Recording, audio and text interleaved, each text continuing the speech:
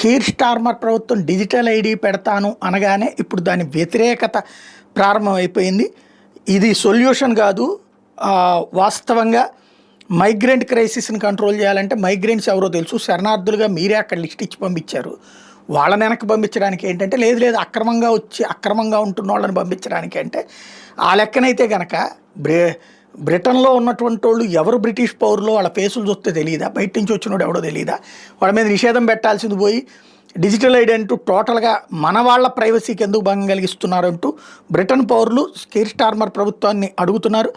Digital ID ద్వారా మీరు bigger picture కోసం ప్లాన్ చేస్తున్నారు. ఇందులో భాగంగా ఎవరికి ఎంతెంత వస్తుంది, బ్యాంకింగ్ ఎంత ఉంది, ట్రావెల్ ఏంటి, అలాగే ఏం మాట్లాడుతున్నారు, ఇవన్నిటి తెలుసుకుని వాళ్ళని ఇబ్బంది పెట్టడానికి మీరు జరుపుతున్న కుట్ర అన్నటువంటిది ప్రధానమైన ఆరోపణ తెర మీద తీసుకొచ్చారు. ఎందుకంటే ఇప్పుడు ఒకసారి పోలీస్ కేసు అది పెడితే కనుక దాంట్లో ఇప్పుడు ఏది హేట్ స్పీచ్ పేరుతో బ్రిటిష్ వాళ్ళ మీదనే కేసులు పెడుతున్నారు.